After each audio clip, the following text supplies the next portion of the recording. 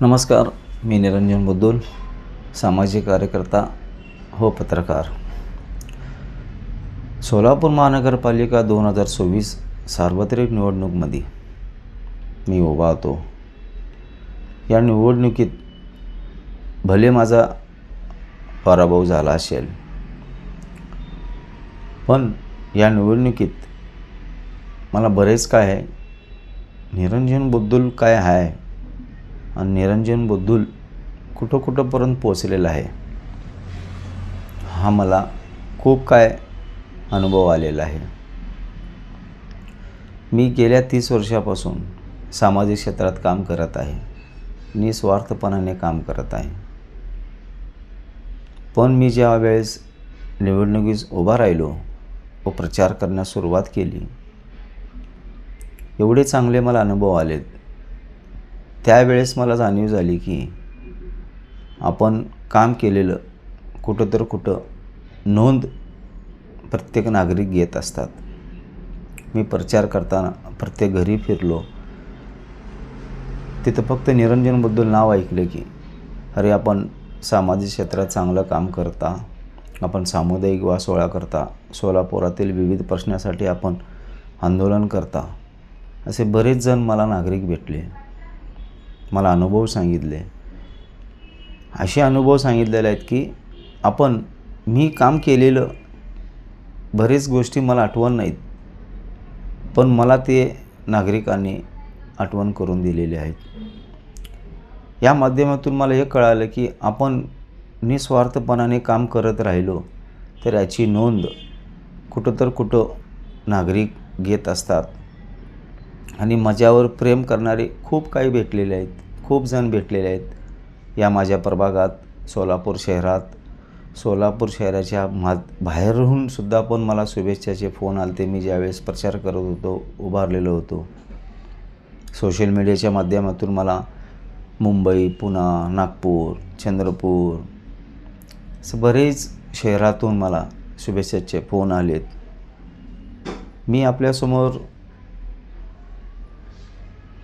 एक का सांगतो की आपण काम निस्वार्थपणाने केलो तर आपली नोंद हा कुठं होत असतो. मी ह्यापुढेही असंच काम करत राहीन, कारण मी जेव्हा 30 वर्षापासून सामाजिक क्षेत्रात काम करतो, विविध प्रश्नावर सोलापूर शहराच्या विविध प्रश्नावर मी आंदोलन केली. त्यावेळेस मी असं विचार केला नाही की पुढं का होईल किंवा मी प्रसिद्धीसाठी मी कोणती काम केलेलं नाही आहे. फक्त माझ्या डोक्यात एकच राहणार की निस्वार्थपणाने काम केलं, तो प्रश्न मार्गी लागला पाहिजे, एवढंच माझ्या डोक्यात राहत होतं. अनेक आहेत उदाहरण. जड वाहतुकी संदर्भात राहीना, सोलापुरात उड्डाणपूल होण्यासाठी मी आंदोलन केले राहीना, असे अनेक आहेत की जे गोष्टी मी फक्त काम करत राहिलो, पण माझ्या मनात कोणतेही स्वार्थ नव्हता, कोणताही राजकारण नव्हता.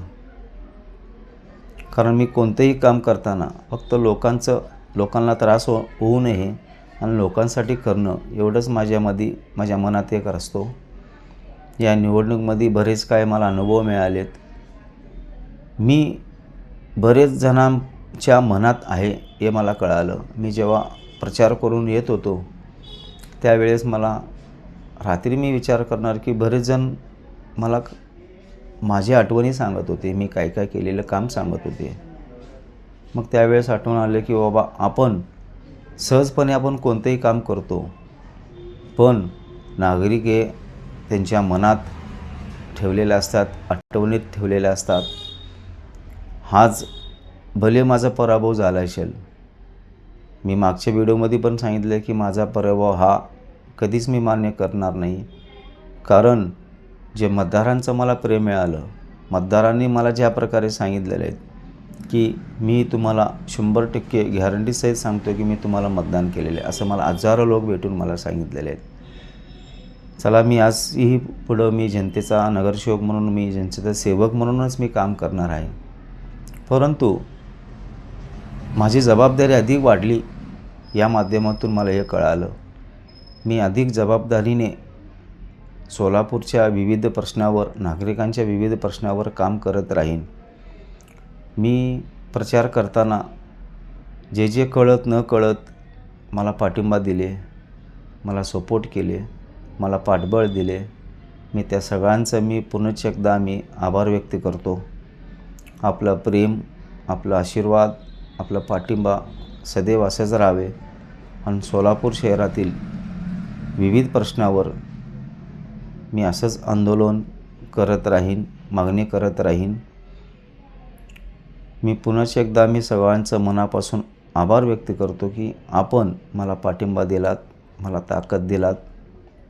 याबद्दल मी तुमचं खूप खूप धन्यवाद व खूप आभारी आहे. जय हिंद, जय महाराष्ट्र.